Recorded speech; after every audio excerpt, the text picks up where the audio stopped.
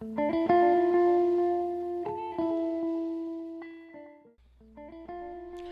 all, welcome back to my channel. If you're new here, I want to welcome you. My name is Eileen. I am the owner of Veer Up, which is an HR/career resume consultants firm. We specialize in helping you find your great next job, redoing your resume, preparing for an interview, or just changing your career. So I have over 20 years experience as an HR professional. This channel is all about helping you find that next job, either virtually or non-virtually. Whatever it is that you're looking for, I can help you. But today I want to talk about the workplace. You know, there are a lot of people who believe that they have friends at work. And I just simply do not believe you can have true friends at work.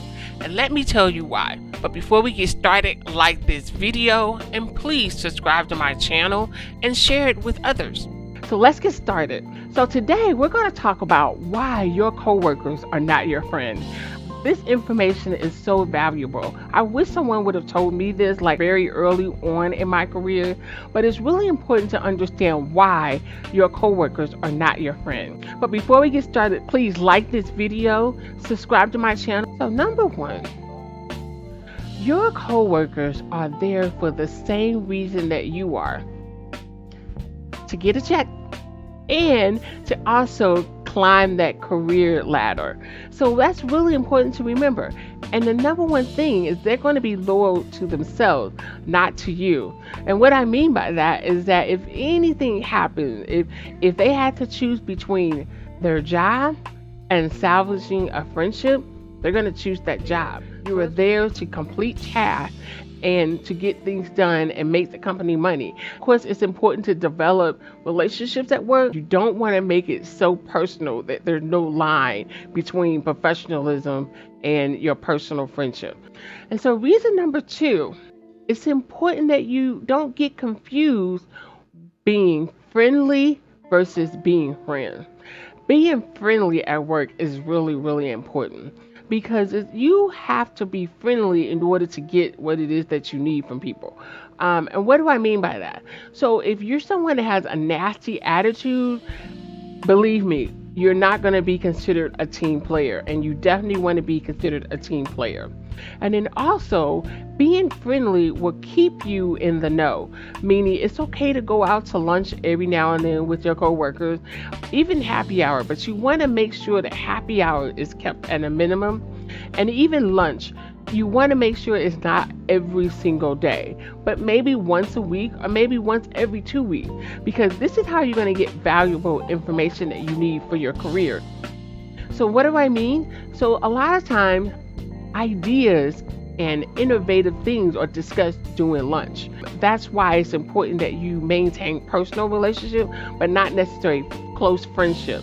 And the other part of it is happy hour. I never ever want a coworker to ever see me drinking alcohol. And I know a lot of people do it, but I'm not a drinker, and if I do drink, it makes me act funny. So that's why I say happy hour, you definitely want to keep that to a very, very low number, because that's the best way to lose credibility with someone if you get sloppy drunk during happy hour. And so the next one I could spend so much time talking about. There is no such thing as a work family. I know people say it all the time. I've seen stories about it. I've seen people, that's what they talk about, how their work environment is a family. And I'm going to tell you why it's so difficult, a workplace that's like a family. Because when it comes to discipline someone who is so supposedly your work family, it makes it very, very difficult. And even when you're the supervisor and that's what you have to do, but if you develop such a close-knit family atmosphere, it is hard to do. That's why it's best not to do. And also, I hear a lot of people say, oh yeah, that's just my work husband. Oh yeah, that's work wife or whatever. To me, that is such a disastrous idea.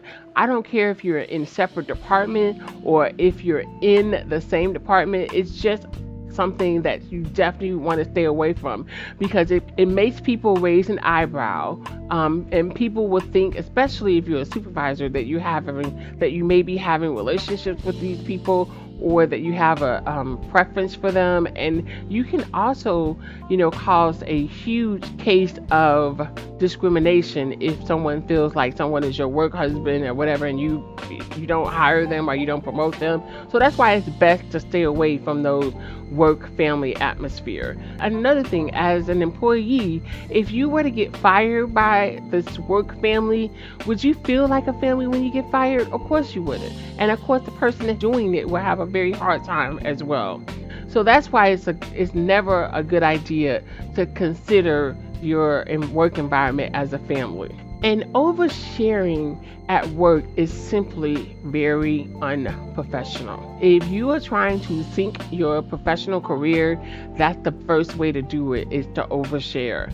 And I have worked in so many places where a lot of people, they always cross that line between professionalism and unprofessionalism. It's great to share that you have kids that are in baseball. But if you share information like your child is in drug counseling or drug rehab, that is too much information for your coworkers to know. It is not something that anyone needs to know. And if you have to share a thing, it should only be between your supervisor. And your supervisor should know that nothing that you tell him should be reported back to your coworkers. That is a really, really big thing that a lot of supervisors, have a hard time doing, but you definitely don't want to overshare. Work friendships can turn very, very toxic. And the reason why I say that is just like any type of relationship. You know how you're friends with someone and they know your deepest, darkest secret? So they really could do some damage if things got out of the thing that happened to you in your life. I can remember a time where I worked somewhere and there was these two coworkers. They were best friends. Everybody knew them. They went on trips together. They went to lunch together. They went to happy hour. They were just best friends. And the problem is they had a huge, huge fight.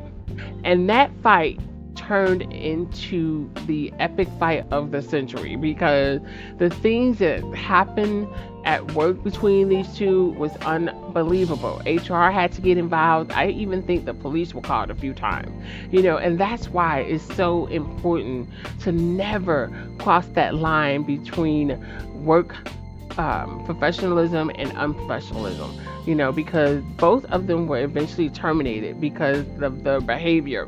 And the problem is that when you're really, really close friends with someone, that means you're emotionally invested and involved. And when you're angry with someone, for some people, every logical sense goes out of their body. And all they care about is getting revenge or hurting the other person that hurt them. And so that's why it is so important not to have super, super close friendships at work. And the other part of it is, when you have a relationship that is on the rocks at work, it can truly affect your productivity in the workplace. And that's the last thing that anybody wants. They want to make sure that, you are happy and, your relationships are good. But if you are affecting the bottom line, it is going to be a problem. Where you thought you had really, really close friends at work, it can be disastrous if you find out that they were not your friends. You were sharing all this information with them, but it comes to find out that they were really not your friend. I can give you 2 examples of that. So I had a friend who was my coworker at work, and I thought we were really good friends. I mean, I really did believe that. And I used her as a reference to get a job at another company. And so I got the job. And so when I went to the job, it was like maybe a couple of weeks after I got the job, the person who interviewed me told me, was I friends with the girl who I used, as a reference. And I said, oh yeah, we work together, blah, blah, blah. And she said, well, let me just tell you something. She did not paint you in a good light. I mean, I thought it was odd that she said all these horrible things about you. Something went off, because there's no way that you would have given me that person as a reference had you known what they said about you. So that made me go dig deeper and get another reference from you. And I was like, wow. I know, I do remember them asking me for another one, but I had no idea. So that is an example of someone that you think is your friend at work, but really isn't.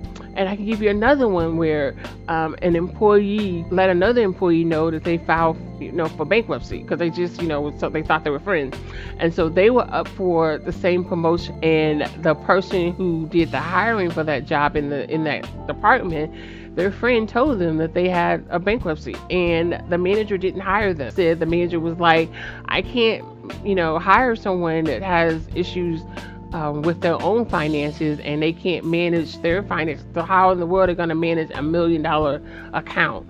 So those are things you definitely want to keep in mind. And finally, the workplace is a strategic battlefield.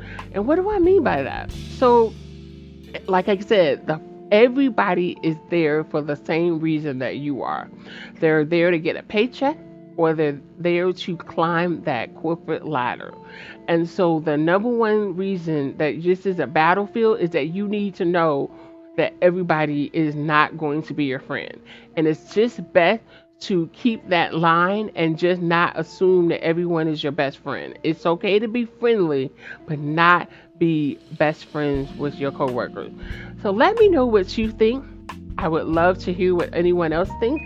Subscribe to my channel. Until next time, see you later. Are you someone that sweats during interviews because you just can't come up with the right answers, or you don't know what the interviewer is looking for? Well, sweat no longer. Check out my new ebook, Tip to Ace Your Next Interview in 2021.